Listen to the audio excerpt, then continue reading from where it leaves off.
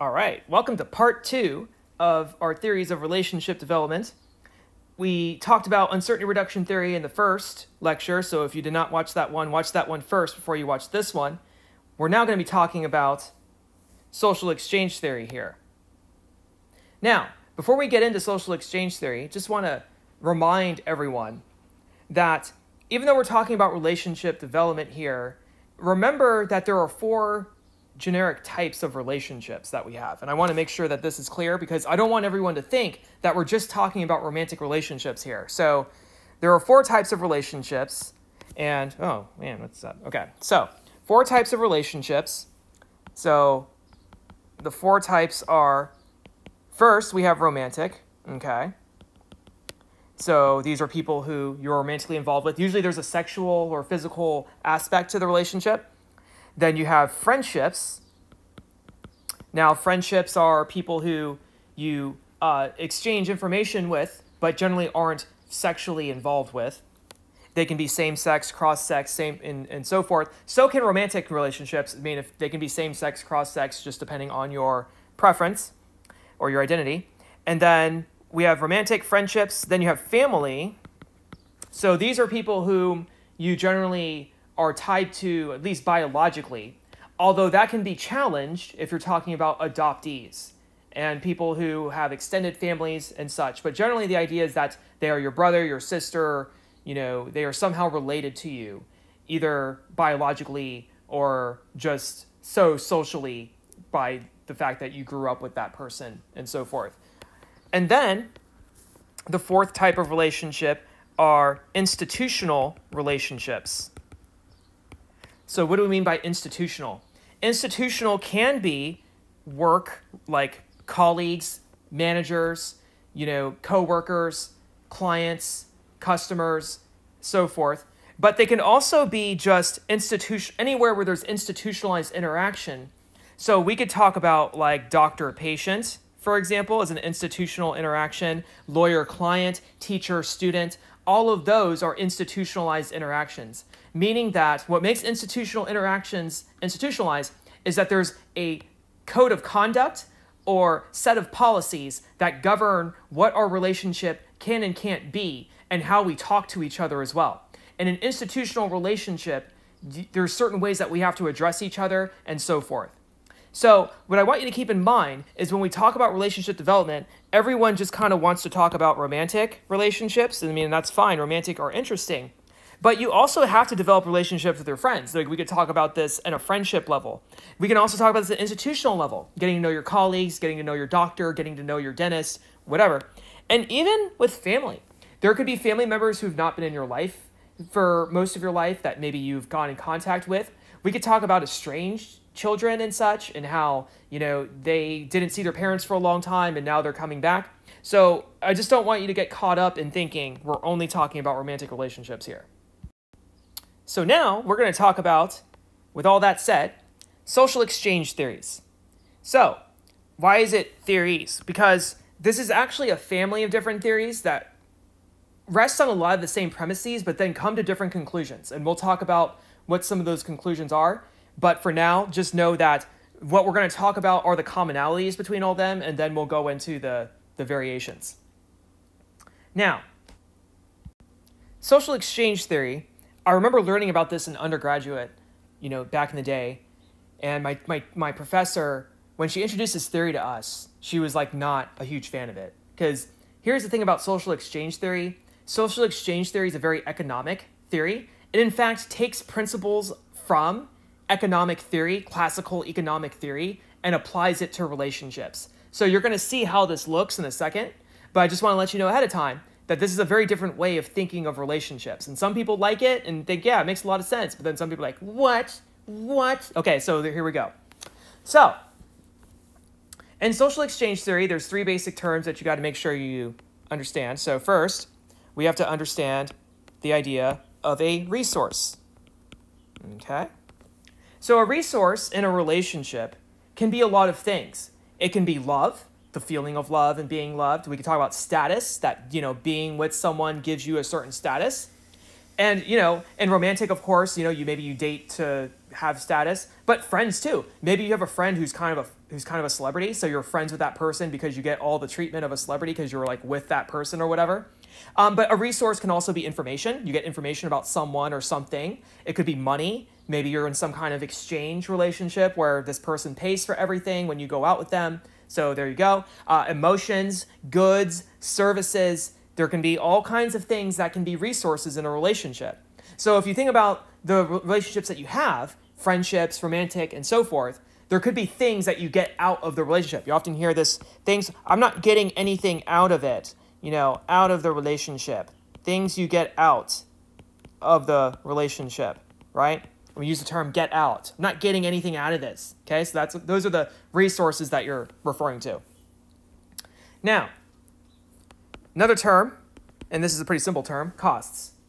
So costs are aspects of relational life that provide negative value to the person, okay? So, in a romantic relationship, maybe somebody has costs like you have to call them every day or you have to text them 3 times a day. And that's a cost to you because you don't like texting. Or a friend. Maybe you have a friend who, they're fun to be around, but man, they talk really loud in public and they're just really one of those loud talkers and you can't ever go anywhere quiet. And so it's always kind of a drain on you to like hang out with them because they talk so much or they talk so loud. Okay, so that's a cost to the friend, okay? Maybe family members. Maybe your brother is a cost. You're just nothing but a cost, little brother, that kind of thing. And maybe that's what you tell them every day and they feel loved, okay? But there's things that people do in a relationship that you're in a relationship with that they're cost to you. Like it's part of the work of a relationship. And then thirdly, you have rewards. And rewards are those aspects that provide positive value to a person. So rewards tie to the resources, right? This is where, something is rewarding to you because it helps you get a specific resource, perhaps. Maybe the resource of time and affection are very rewarding to you. So these are things that add positive value to a person. So maybe John talks really loud and he talks a lot, but man, he's a good cuddler, or maybe he's really smart and helps me with my homework, something like that. Okay, so those could be rewards. So there's nothing that's inherently a reward and nothing that's inherently a cost. It just depends on you as a person, like what's considered rewarding to you and what's considered a cost to you. Now, if we had more time, and if this wasn't the online version and the face-to-face version, we would talk about different ways people express affection. And you probably have heard of the 5 love languages. There's actually 16 love languages, but just not enough time to talk about it. Now, one of the basic ideas of social exchange theory, besides the fact that there are resources, rewards, and costs, is how these things move. So one idea is that there's always a constant exchange of resources, okay, in a relationship. So in relationships, there's a constant exchange of resources. Maybe you have a friend who the reason you love talking to them is because they are good listeners. So you feel like you get a lot off your chest when you talk to that friend because they listen to you so well. Okay, so that's a reward of between you that your friend gives you, and there's an exchange of resources there because you're asking your friend to listen to you talk, and your friend is giving up their time and attention to do that. If your friend gets sick of listening to you talk, and they just I don't want to listen to you talk anymore because you just blabber. Okay, so then your friend doesn't want to put in the cost to them of, having you listen to you talk. Now, your friend, though, if they're a really good friend, listening to you talk may not be a cost to them. That might also be a reward for them. Maybe they find you so interesting and amazing, they'll listen to you blabber all day because they love the sound of your voice, okay? But maybe your friend doesn't. Maybe your friend actually secretly is a cost to them, but they put up with it because, or they support you and all those things because there's other rewarding aspects of your relationship for them. But in either case, there's always a constant exchange of resources. Remember, resources don't have to be physical. They can be, more abstract. So validation, status, fame, feeling secure, those kinds of things. Secondly, another aspect of social exchange theory, we're constantly evaluating. Constant evaluation of exchanges. So here's the idea.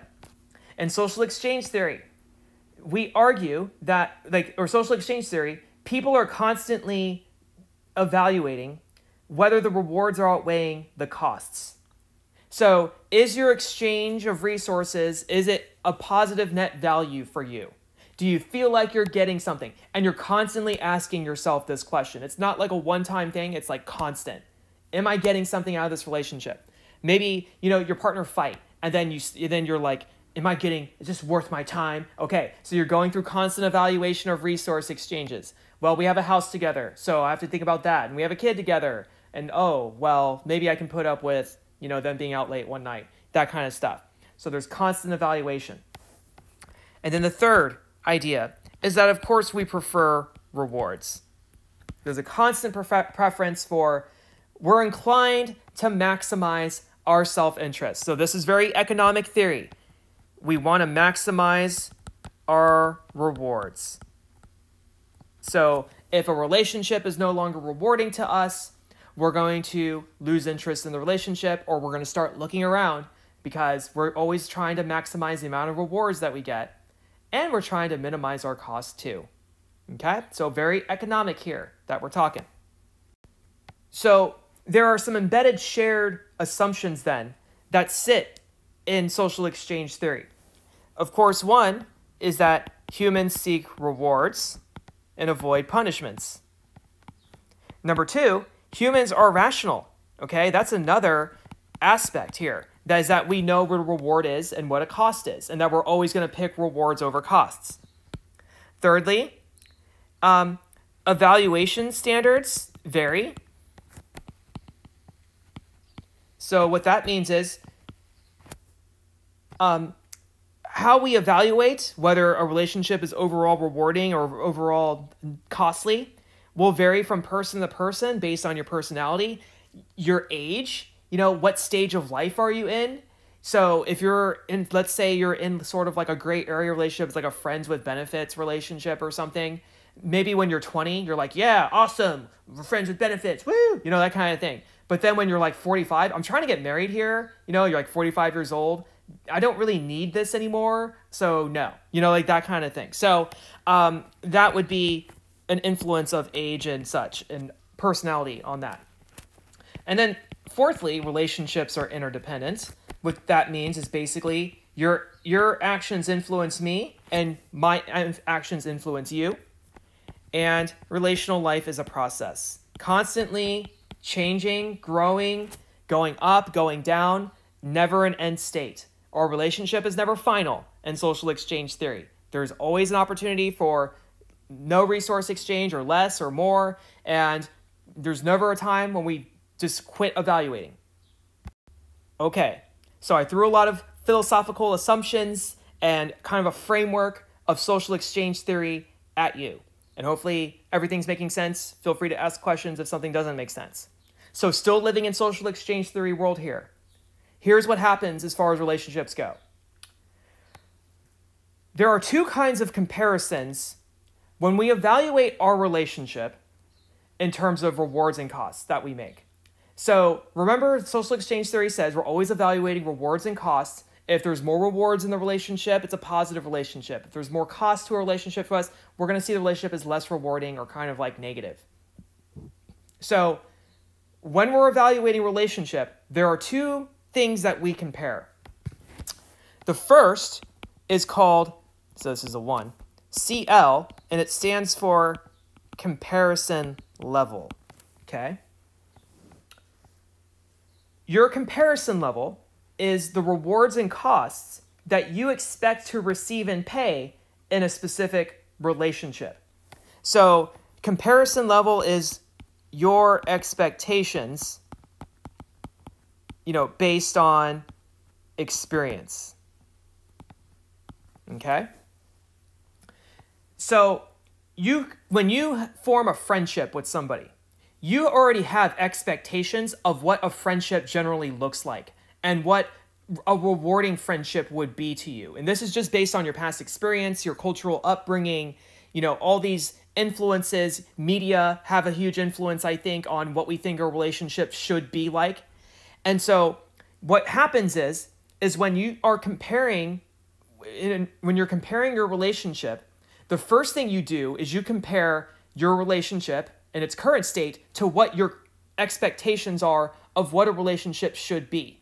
Okay? So you're comparing the relationship to your expectations. That's what comparison level is. Here's what I think a relationship should be.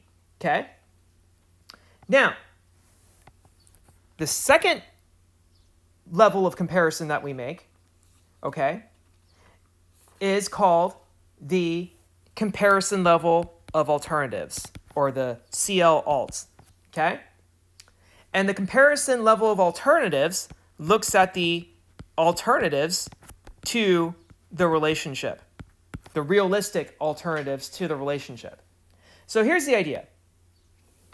If we first feel like the relationship is meeting our expectations, then we'll probably be happy, right? But I'll show you a table here that'll kind of show this out. But let's say that it's not meeting our expectations. That if we compare our relationship with this particular person and our expectations of what a relationship should be, we're kind of like, no, this does not meet my expectations of what a good friendship looks like or what a good romantic relationship looks like. So then you'll look at the comparison level of alternatives. What's the comparison level of alternatives? The comparison level of alternatives is the realistic options that you have to being in this relationship. So these are like your options outside relationship, okay? Now, the comparison level of alternatives more or less measures stability, okay? Stability being how long will this relationship last in its current form. Comparison level more or less measures satisfaction. How satisfied are you with the relationship? So, let's say you're not satisfied. Like you're just not happy with how your partner's treating you, too much stuff going on, too much drama, high maintenance, just everything's bad, okay? Then you have to look at your alternatives. Are there other people, if this is a romantic relationship, are there other people who would date me who are better? Because maybe you're not happy with the relationship, but there's no other alternatives. Like the other people you can date are like not your type. Or another alternative might be being single.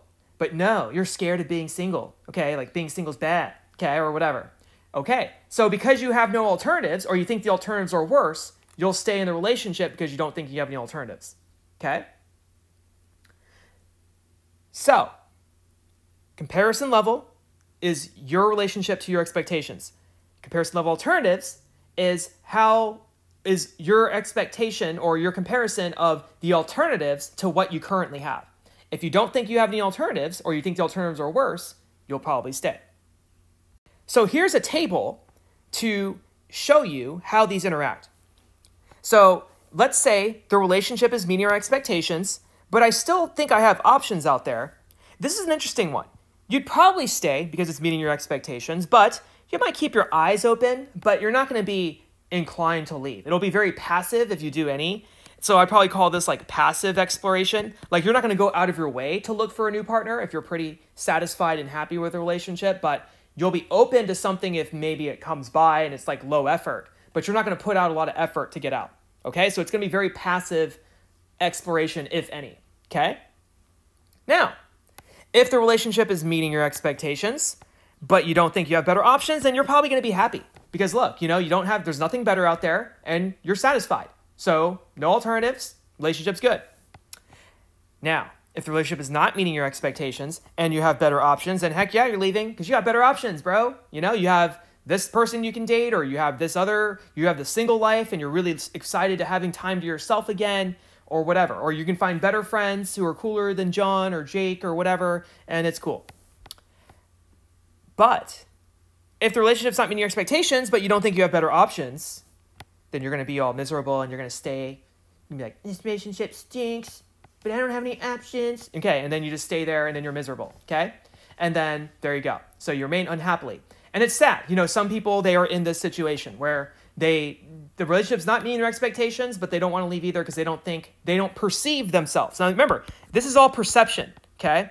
Do they perceive that they have better options? A lot of them perceive that they don't. So you probably have heard of marriages that are basically married, but they don't really act married. Like marriages that where parents sleep in separate beds. I've known 2 of those personally, people who have parents who sleep in separate beds, but because they don't want a divorce for some reason. There's research on sexless marriages where married couples have not had sex in years. So there's these kinds of things where people do remain unhappily. Now, all of the stuff that we've said so far about social exchange theory is part of the family of theories. So everything about rewards, costs, all that's there. And a lot of people think, okay, so that's social exchange theory.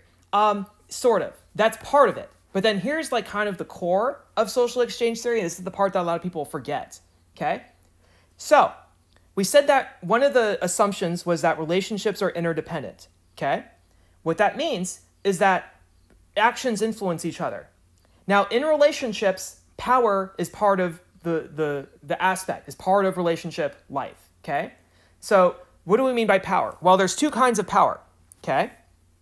There is fate control. Okay? And fate control is the ability to affect another person's outcomes. Okay? So if your friend helps you with homework normally, that's part of fate control because you become dependent on your friend to help you with homework. And so your friend has fate control about your grade in a particular class because your friend helps you with homework. Okay? So therefore, your friend influences your grade outcomes, and if your grades are important, your friend has a lot of fate control over you, at least in that aspect. Another example, if you become a stay-at-home mom or a stay-at-home dad and you let your partner work, your partner has a lot of fate control over your finances because your partner is the sole breadwinner of the family.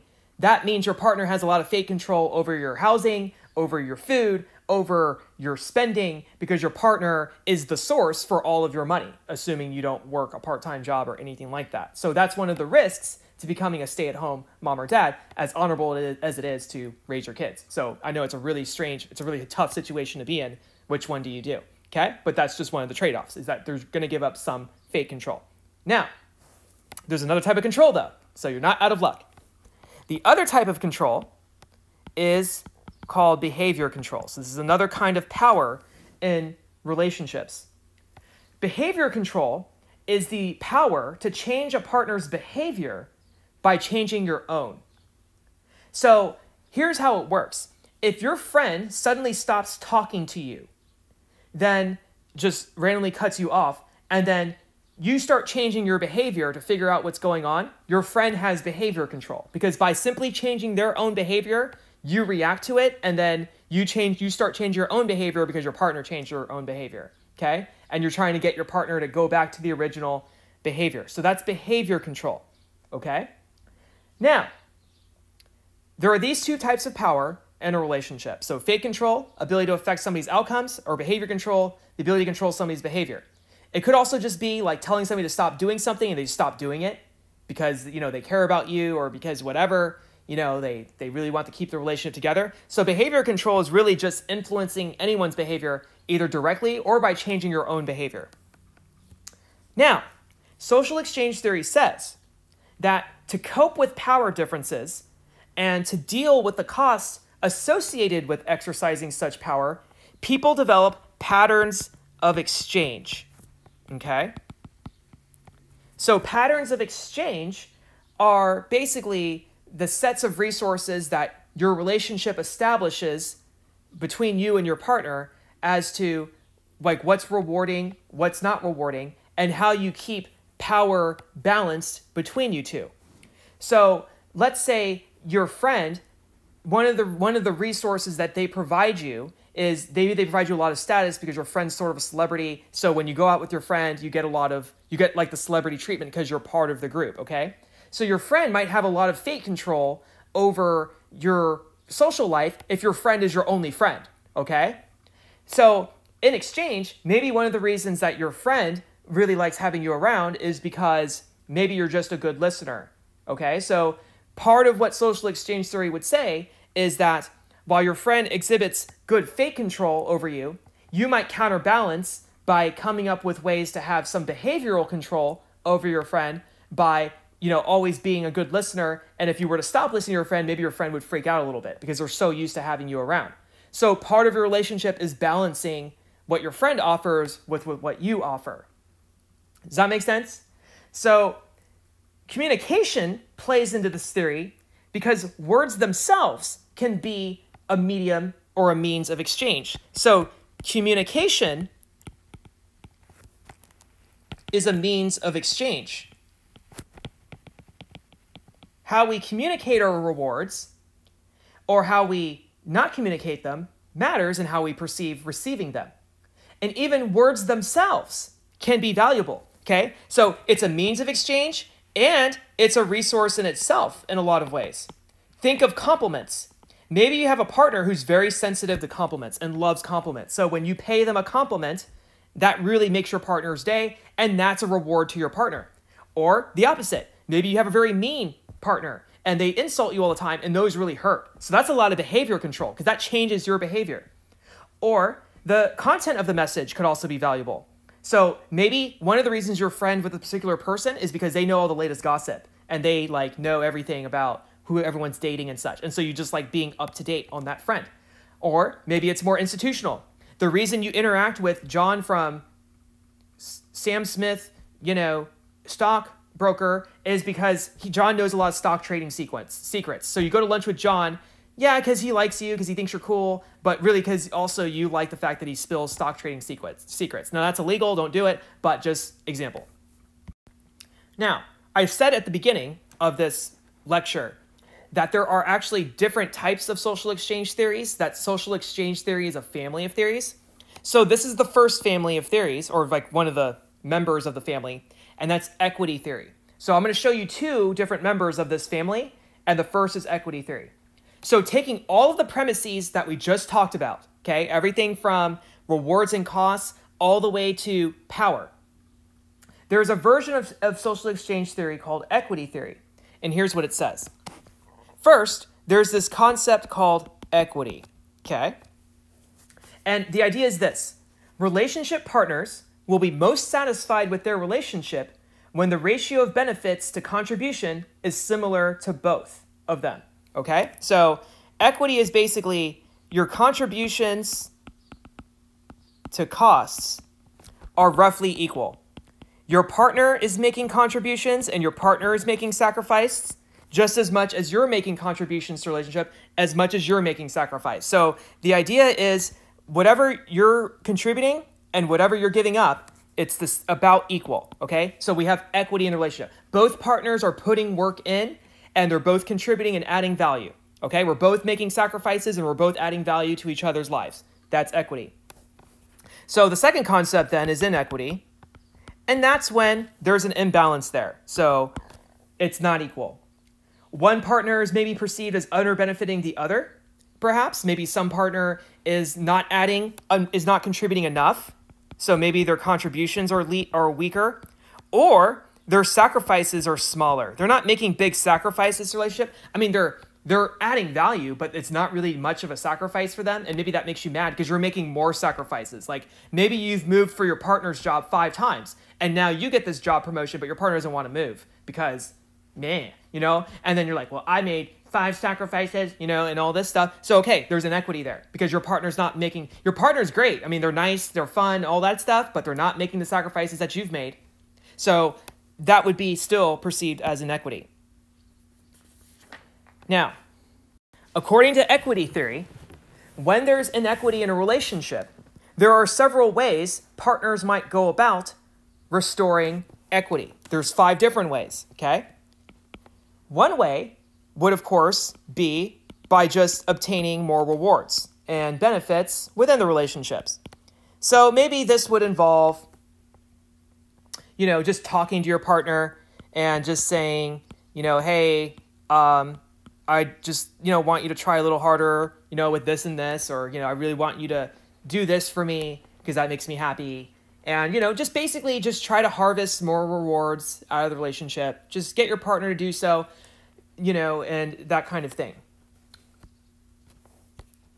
But the second way, you might restore equity. If you can't get more rewards out of the relationship by talking to your partner or just looking for it, what you might start to do is decrease your contribution to the relationship.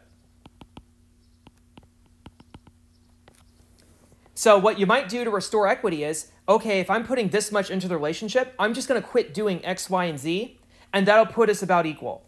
So maybe like if you don't think your partner's trying hard enough, you're going to go, fine, I'm not going to do this little thing anymore because they're not really doing that. And then there you go, we'll be equal, we'll be even. So you'll start decreasing your contributions. Now you still might stay in the relationship, you still might like your partner, but maybe you're just kind of like, I just need to, take it down a notch or two. Then we get to the third way. You just might psychologically reinterpret the situation, the imbalance. So how does that happen? Basically, yeah, you kind of reframe everything as maybe you initially thought everything was imbalanced, but you psychologically reinterpret it so that it no longer seems like you're being underbenefited. Maybe you're like, even though I'm not getting this and this, all my other friends aren't getting this either, so maybe it's not so bad. Maybe I just need to see that I'm not being underbenefited at all. So maybe after like talking to someone, they kind of help you see and put things in perspective, and then you're just kind of like, okay, maybe this isn't so bad as I think, and maybe I'm actually okay after all. So maybe you just kind of reinterpret and just kind of rebalance things based on changing your framework, changing the rules of the game a little bit, and changing what you think of as a resource.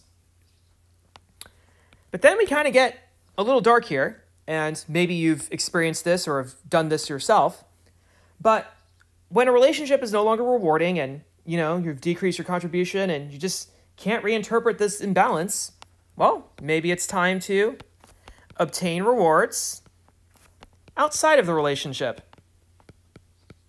Okay? Now, this doesn't have to be evil, okay?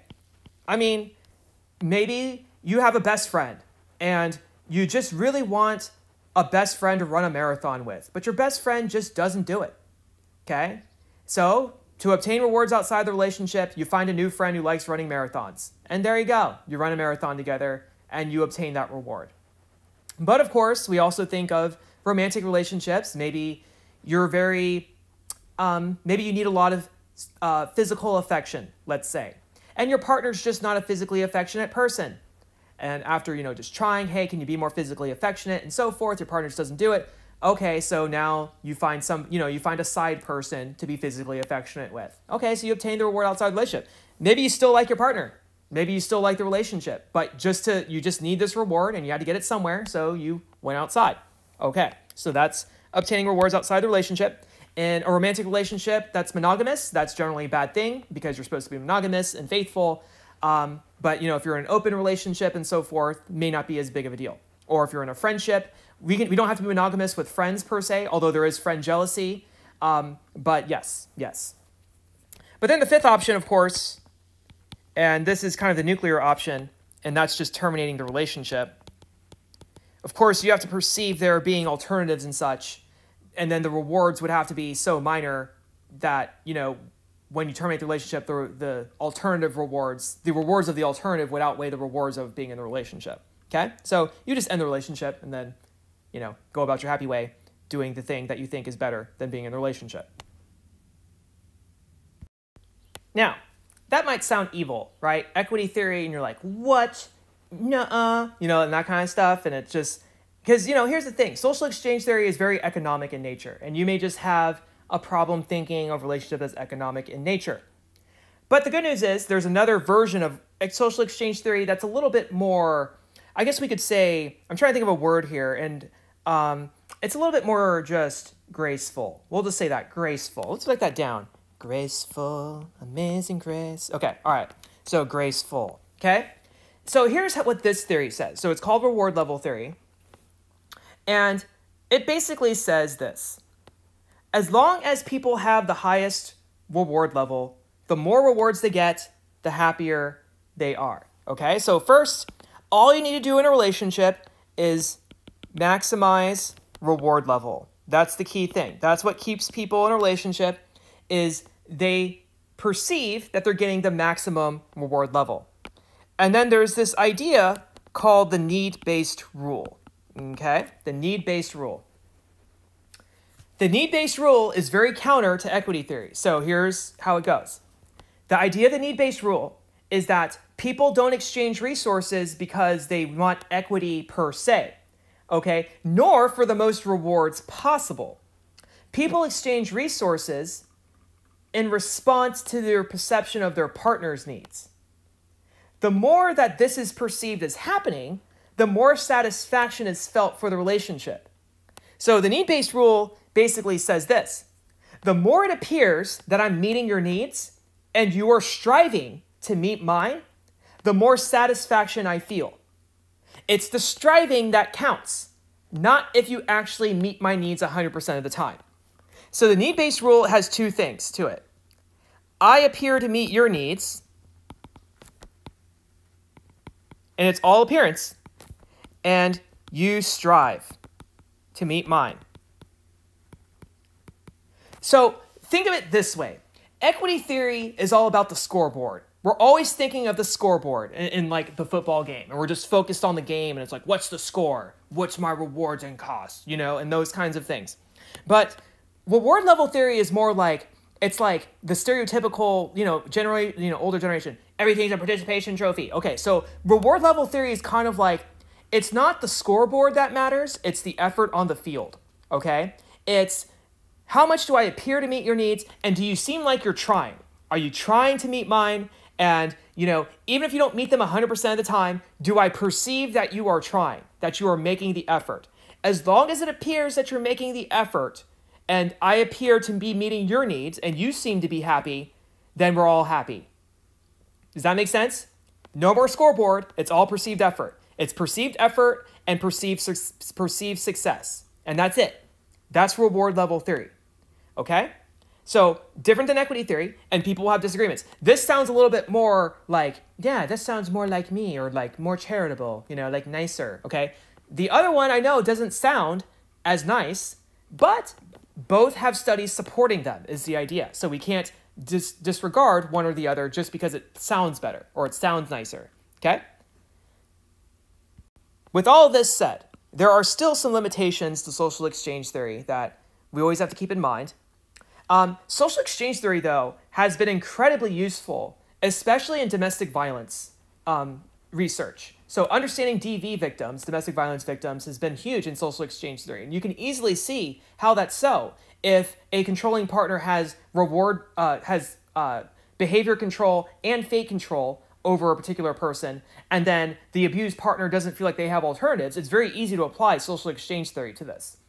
But here are some limitations to social exchange theory. First off, not everyone is rational, right? So that's what behavioral economics shows, is that people aren't always rational with their money, right? We always think if people are rational, they would put all their extra savings in a 5%, index fund bond, 5.5% per year, and let it gain compound interest. No, they don't. People, once they get the extra $5,000, they buy a new car, like something like that. So not everyone is rational.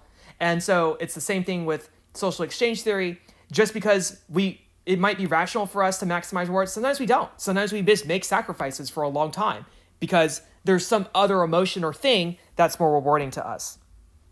And then that's the other thing. It's kind of hard to falsify social exchange theory because when you ask people what is a reward, they'll say it's something that we find pleasant or useful, but then like anything can be a reward, and say, well, is, abuse a reward? Well, no, but then why'd they stay? Well, because, there were other rewards, and, it's just kind of hard to falsify because what's rewarding and what's a cost can differ from person to person and from moment to moment. So it just has that issue.